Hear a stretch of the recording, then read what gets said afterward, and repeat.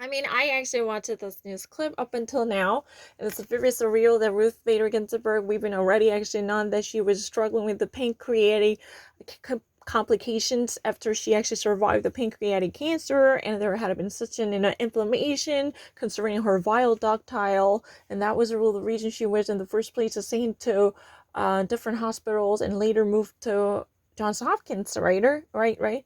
Um, then we actually now learn that she just passed away after her fight, and it's really sad.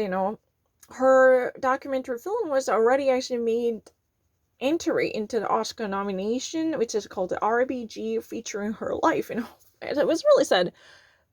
She was one of the brilliant student, almost like I mean the rarefied species in the at the Harvard Law. When she was attending there, out of 500 different students, she was almost like the only female student who was actually attending there technically. And later she had to transfer to Columbia Law because she actually had to compromise her education to be right beside her husband. And she later finished her study at Columbia Law. And after that, no single law firm was offering her a job, even though she was on the top tier. She was not at all secondary. She was beaten by none, even though her body is 5 feet. She's a liberal giant. Oh, it's really sad. I've been emotionally very much overwhelmed to hear this because she is a very powerful lady. She is a second female justice in the U.S. Supreme Court system. Sandra Day O'Connor was the very first, and Ruth Bader Ginsburg, and technically amongst the Jewish ladies, she's really the first. She was appointed and nominated by President Clinton and eventually confirmed by the Senate at the time. And, and it's really actually, even when she actually made her acceptance speech, she actually mentioned that not a single law firm offer her a bead. There was no chance at the time. In the 1950s or 1960s, there was no chance for this type of brilliant ladies who've been actually so unique in that alpha male dominant sector. And she has been so reputed for being the champion of liberal causes like Roe v. Wade and racial equality and affirmative action and different agendas that were so important to reshaping the contour of American politics in modern era. And she spent several decades in that milieu. And when she was actually being testy, there was not really she was being testy. When she was making dominant progress, there were questions. Now, I don't think, you would actually be happy. You won't be settled down with Susan Anthony be on the bill. That means what? What does that mean?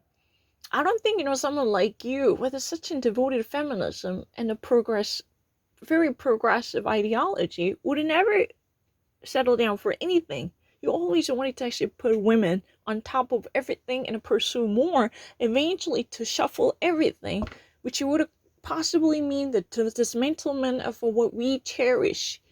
Think about it. You guys are not going to be, done with, even with the progress, like having a female figure on our bill, on our dollar.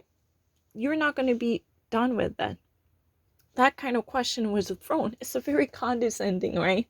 Because that has a certain type of connotation that, oh, you're not, you are such a radical factor who would always wanted to have an upheaval that would completely obliterate the existing system. Is that what you want to do? I'm scared. Like that kind of such an machoist remark. She took it so lightly. Why? When she was asked by an interviewer, oh, are you not actually being frustrated when you're being asked when you're being asked by that kind of question, when you are actually being questioned by those kind of somewhat condescending or testing questions that might imply uh, it's too much, it's going too far ahead.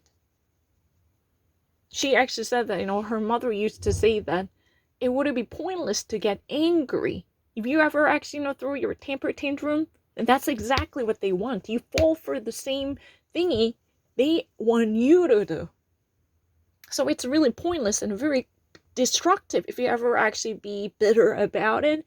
Instead, you make sure to actually, stick to your point and learn how to deal with it. You actually, you should acquire a social tact to accept it, but yet you have to be very clear about what you want. You really know how to prevail the feminism in a serious sense that might reveal the truth that you're upholding, which would be the gender equality and equal opportunity. That's what has been said. It's really sad. I think she's really a beacon of liberal agendas, and it's very sad.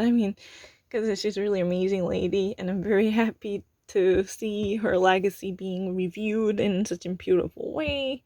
But I'm afraid of what this dysfunctional Senate would possibly approve someone, even though it sounds really far-fetched. Hopefully, there will be no chance. And then, it's really sad. So far I heard everything. Those, two documentators who've been actually, as a journalist, working enormous, they were actually, paying tributes to her even well before she passed away right now, because they had done tremendous documentation of her legacy and heritage. And it's really fascinating. And I actually needed one thing. She actually worked for ACLU, American Civil Liberty Union, right? American Civil Liberties Union, if you ever want me to be very accurate. And she actually taught at Rutgers. Rutgers University is New Jersey State University, which is really good. And her daughter is teaching in Columbia.